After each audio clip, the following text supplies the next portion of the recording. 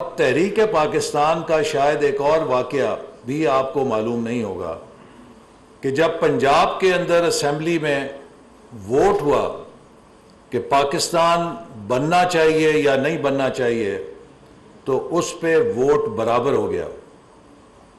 تو اس ووٹ کے اندر casting vote کس نے کاسٹ کیا؟ وہ پنجاب اسمبلی کے مسیحی سپیکر تھے ایس پی سنگھا. انہوں نے پاکستان کے حق میں ووٹ ڈالا تو پنجاب اسمبلی سے قرارداد پاس ہوئی. اسی طرح یہ بھی بات ہمیں نہیں بتلائی جاتی کہ جب قیام پاکستان بن رہا تھا تو جو مسیحی برادری تھی اس نے باؤنڈری کمیشن کو لکھ کر دیا کہ آبادی کی گنتی کے اندر ہمیں مسلمانوں کے ساتھ پاکستان کی تقسیم کے لیے شمار کیا جائے.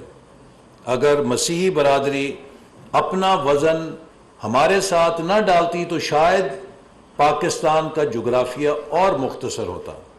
تو لہٰذا یہ ایک ملٹی ریلیجس، ایک ملٹی ایتھنک اسٹیٹ اور ریاست بنائی گئی جس کے اوپر کچھ کامن مقاصد تھے کہ جس کے ذریعے ہم پاکستان میں رہنے والے ہر شہری کو اس کے بنیادی حقوق کا تحفظ دیں گے.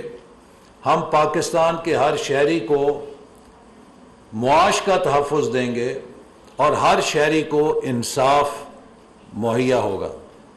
ریاست کی بنیاد ایک رومانس کے اوپر ہوتی ہے اور وہ رومانس اس کے شہری اور اس کی ریاست کے ڈھانچے کے درمیان کچھ اعلیٰ اقدار کے اوپر ہوتا ہے.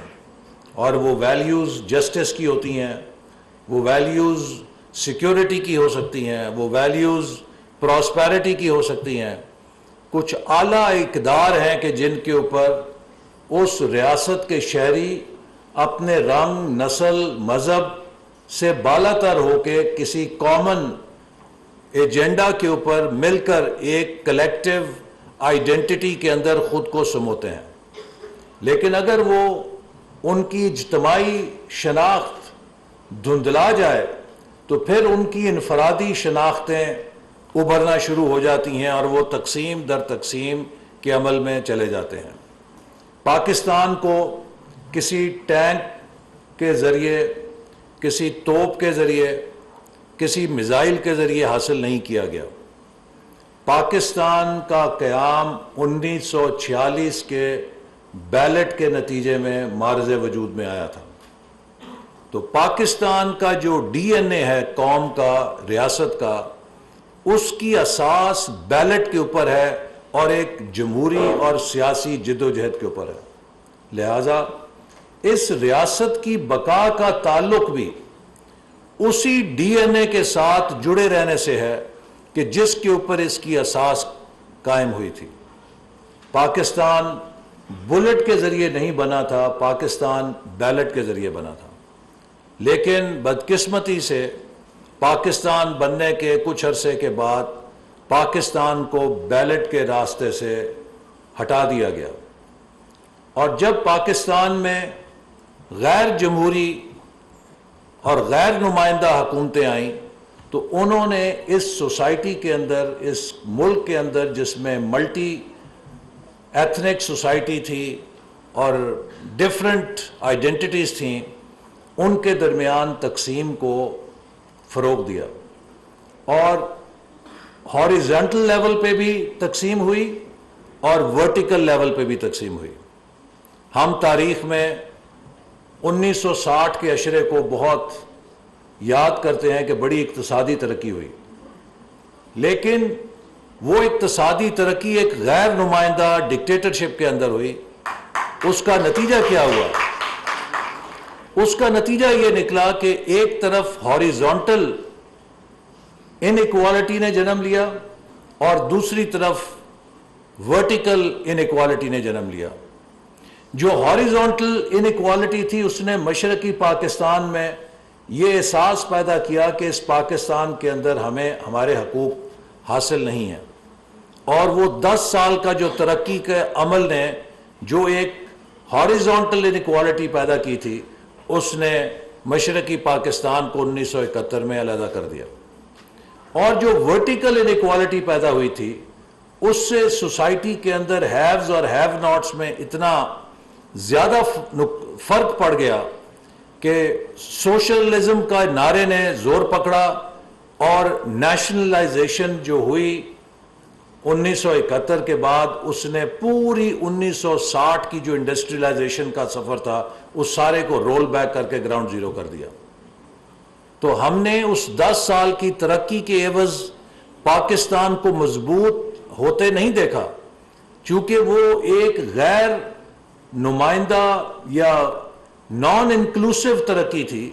اس ترقی نے جو ڈسٹورشنز پیدا کیے، ایک ڈسٹورشن نے مشرقی پاکستان توڑ دیا، اور ایک ڈسٹورشن نے اس 10 سال کی جو ترقی تھی اس سارے کو رول بیک کر کے گراؤنڈ زیرو پہ لا کے کھڑا کر دیا۔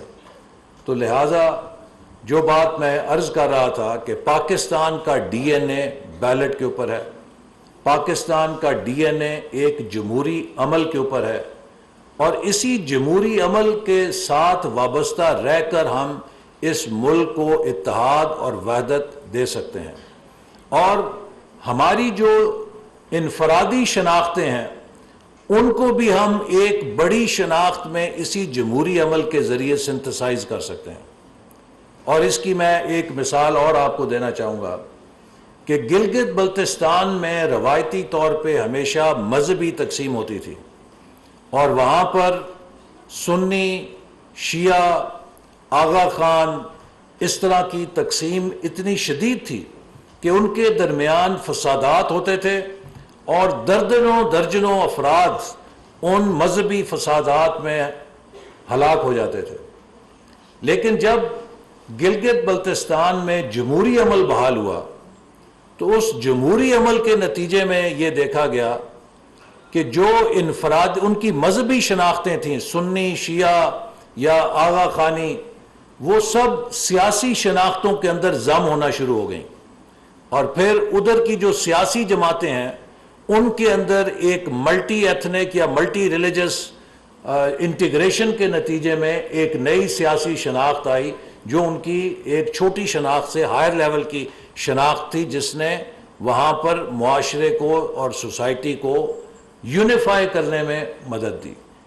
تو یہ پاکستان کے لیے ضروری ہے کہ ہم اگر پاکستان کی نیشن بلڈنگ کو آگے لے کے جانا چاہتے ہیں تو نیشن بلڈنگ کے جو 3 بنیادی ستون ہیں جو ہماری شناخت کو، انفرادی شناخت کو، نسلی شناخت کو، لسانی شناخت کو، مذہبی شناخت کو ایک اعلیٰ شناخت میں ضم کرتے ہیں، اس کے 3 لیورز ہیں کہ ہم کس طرح کا ایک سیاسی نظام وضع کرتے ہیں، کیا وہ پولیٹیکلی انکلوسیو ہے، ہم کس قسم کی سماجی وحدت پیدا کرتے ہیں، سوشل سولیڈیرٹی پیدا کرتے ہیں، کہ کیا ہماری سوسائٹی تعصب سے اور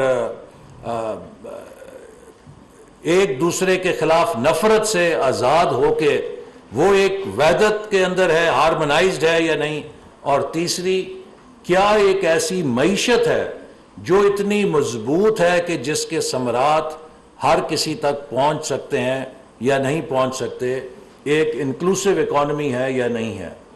تو پولیٹیکل لیول پہ، سوشل لیول پہ اور اکنامک لیول پہ ہم کس نظام کو پرسو کرتے ہیں وہ اس بات کا فیصلہ کرتا ہے کہ ہماری قومی شناخت یا نیشن بلڈنگ کس عمل سے گزرے گی۔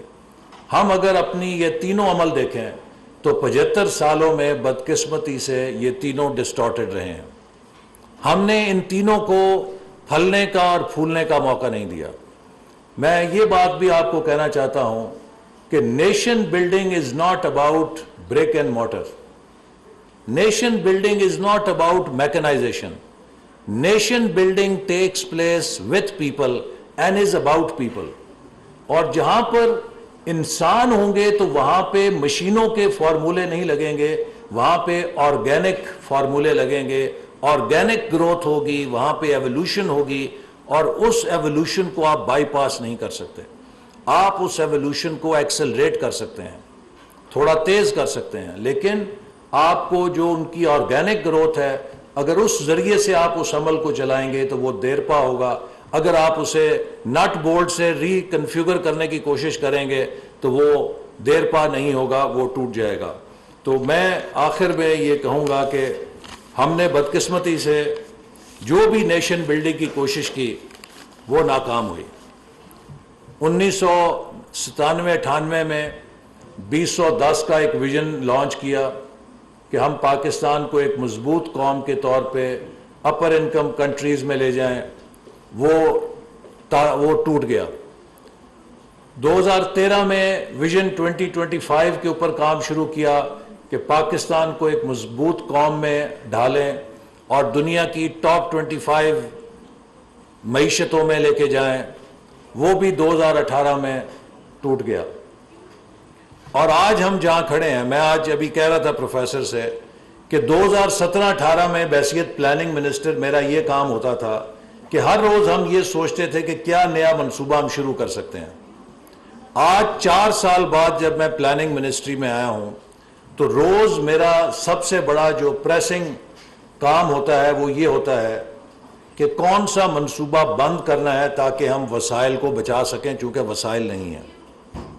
2018 میں پاکستان کا ترقیاتی بجٹ 1000 ارب تھا. 2022 میں پاکستان کا ترقیاتی بجٹ 550 ارب رہ چکا ہے. 2018 تک پاکستان میں جو ہماری دنیا کی سٹینڈنگ تھی وہ یہ تھی کہ امریکہ, برطانیہ, یورپ کا ہر سفیر مجھ سے آ کے یہ تقاضا کرتا تھا کہ ایکسیلنسی ہم سی پیک میں کہاں اور کیسے شامل ہو سکتے ہیں. آج ہم دنیا کے ہر دوست ملک کو 4 سال بعد یہ اپیل کر رہے ہیں کہ ہمارا قرضہ تھوڑا آگے کر دو, ابھی ہم قرضہ دینے کی قابل نہیں ہیں. تو کیا 75 سال کے موقع پر پاکستان یہ ڈیزرو کرتا تھا کہ ہم اس مقام پر ہوتے؟ اگر جی یہ سارے جن کے آپ نام لے رہے ہیں نا, اس میں کسی نے گھڑی نہیں بیچی تھی, کسی نے گھڑی نہیں بیچی تھی, اپنے ذاتی اثاثہ تھا, کوئی سرکار کا اثاثہ نہیں بیچا تھا. اور ایک ڈاکو آپ کے سامنے کھڑا ہے جس کو عمران خان نے جلسے میں ڈاکو کہا اور ہائی کورٹ نے اس کیس کو چیتھڑا کر کے ردی کی ٹوکری میں پھینک دیا کہ جھوٹ کا بلند ہے. تو لوگوں کی پگڑیاں اچھال کے, جھوٹ بول کے قومیں نہیں بنتی ہیں میرے بھائی. قومیں بنتی ہیں ایک دوسرے کی حیثیت کو اور ایک دوسرے کے خیالات کو قبول کر کے. اور آپ نے مجھے بڑا اچھا ایک نقطہ دے دیا ہے کہ جس کے اوپر میں آپ سب کو ایک کیس پیش کرنا چاہتا ہوں کہ دیکھیے, جمہوریت کس چیز کا نام ہے؟ جمہوریت نام ہے پلورلزم کا. پلورلزم کس چیز کو کہتے ہیں؟ پلورلزم اس چیز کو کہتے ہیں کہ میں اور آپ دونوں یہ حق رکھتے ہیں کہ ہم اپنے سیاسی نظریات میں اختلاف کریں, لیکن ہم اپنے اختلاف کے باوجود برابر کے پاکستانی ہوں گے. اگر جمہوریت کے اندر یہ سوچ ہو جائے کہ آئیدر مائی وے اور ہائی وے, کہ میں سچ ہوں اور میرے علاوہ سب جھوٹ ہے اور میرے علاوہ سب غدار ہیں, میرے علاوہ سب کافر ہیں, میرے علاوہ سب چور اور ڈاکو ہیں, تو میرے بھائی وہ جمہوریت نہیں ہے, وہ فیشزم ہے. وہ ہٹلر کا نظام تو ہو سکتا ہے, وہ جمہوریت کا نظام نہیں ہو سکتا. جمہوریت اس بات کا نام ہے کہ میں اگر مسلم لیگ نون ہوں, کوئی اور پیپلز پارٹی ہے, کوئی اور پی ٹی آئی ہے, تو ہم سب کا احترام کریں کہ ان کا اپنا منشور اور نظریہ ہے, لیکن ہم سب برابر کے پاکستانی ہیں اور ہم سب پاکستان کا اچھا چاہتے ہیں. اور